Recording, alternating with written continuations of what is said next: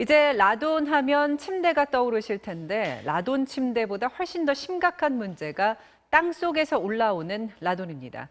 건물이 갈라진 틈을 타고 집 안으로 라돈이 침투한다는 건데 오래된 건물일수록 문제가 심각하다고 합니다. 최훈 기자가 단독 보도합니다. 경기도 포천의 한 농가주택. 라돈 침대 같은 건 없지만 라돈 방사능 수치가 800베크렐이나 검출됐습니다. 국내 기준치의 4배, 세계보건기구 권고치의 8배가 넘습니다. 일단 기준치를 넘어선다는 거는 그러니까 사선을 넘는 거와 같은 건데요. 그거의 4배를 넘는다라고 하는 거는 굉장히 위험하다 볼 수 있습니다. 미국 암학회는 라돈 방사능 수치가 100베크렐 올라갈 때마다 폐암 사망률이 15%나 높아진다고 보고했습니다.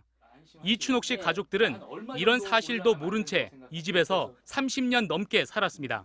암만 해도 안 좋죠. 우리 인체 그러니까는 너무 안 좋은 것 같았어. 그걸 걱정했죠. 경기도 가평의 한 마을 회관. 여기도 라돈 방사능 수치가 300베크렐이 넘었습니다. 신축주택의 기준치가 200인데요. 그거의 약 1.5배 정도 수준이 되는 수치입니다. 환경부가 3만여 가구를 조사한 결과 전국 대부분 집에서 라돈이 검출됐습니다. 특히 강원도와 충청도, 전북에서 가장 높았고 동해와 삼척, 완주는 방사능 수치가 200베크렐이 넘었습니다. 서울에선 성북구와 종로가 높았습니다. 실제적으로 WHO 권고 기준이 한 100베크렐부터는 저희가 액션 레벨이라고 해서 뭔가 조치를 취하라는 수준이에요. 나름 상당히 높다고 얘기할 수 있어서 관리가 좀 돼야 되는 수준이에요.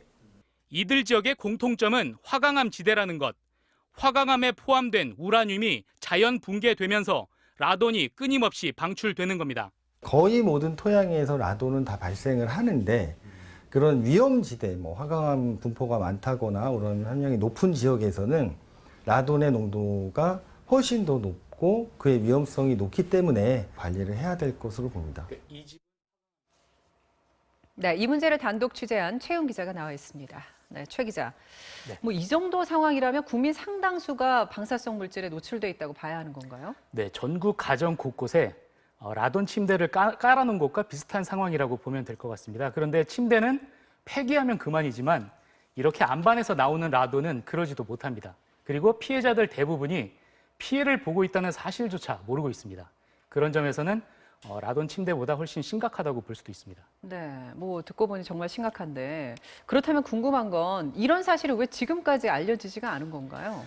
환경부가 일부러 숨긴 것 같지는 않고요. 적극적으로 알리지 않았던 것 같습니다. 그리고 라돈 침대 사태 이전에는 사람들이 라돈에 대해서 전혀 관심이 없었던 것도 사실이기도 하고요.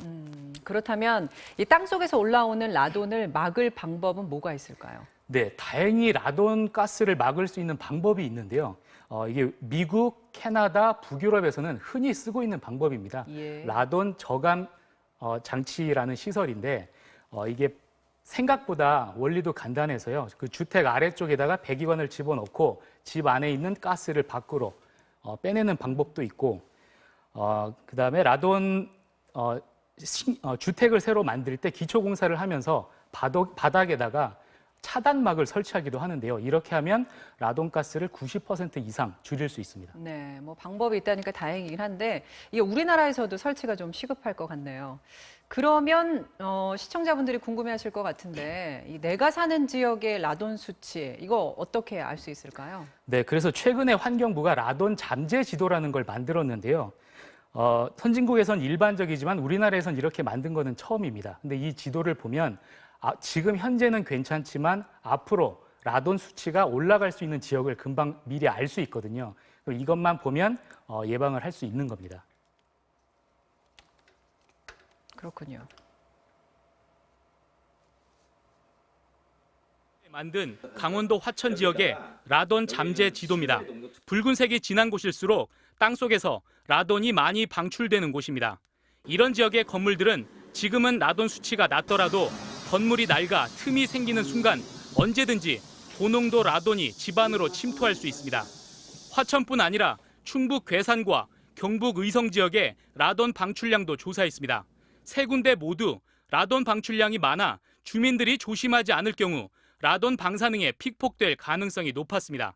공포감 조성이 아니라 이런 지역에 내가 사는 지역이 굉장히 위험할 수 있다라고 사전에 아는 자체가 개인 차원에서 예방의 일종의 행동을 변화시킬 수 있는 자료거든요. 이 라돈 잠재 지도가 필요한 이유는 라돈 방출량을 알면 미리 조심하고 대책을 세울 수 있기 때문입니다. 앞서 본 포천 농가주택의 경우 실내로 들어오는 라돈을 밖으로 배출하는 배기관을 설치했더니 800베크렐이 넘던 라돈 수치가 23베크렐로 97% 감소했습니다. 건물 바닥에 차단막만 설치해도 라돈 침투를 90% 막을 수 있습니다. 그런 생각 들었어요. 잘했다고. 설치를 대진 침대 나오면서 그러니까는 암만 해도 설치해 놓은 거를 잘 해놨다. 하지만 환경부는 이렇게 중요한 라돈 잠재 지도 작성을 단 3곳만 실시한 뒤 중단했고 조사 결과도 주민들에게 적극적으로 알리지 않았습니다. 환경부는 이에 대해 라돈 잠재 지도 작성이 시범 사업이라서 주민들에게 널리 알리지 않았다고 해명했습니다. 3곳 외 다른 지역에 대한 조사는 언제 실시할 거냐는 질문엔 아직 계획이 없다고 말했습니다. 라돈 침대에 대해선 하루빨리 수거해야 한다며 총력을 기울이는 정부가 그보다 더 큰 피해를 막을 수 있는 라돈 잠재 지도 작성은 손을 놓고 있습니다.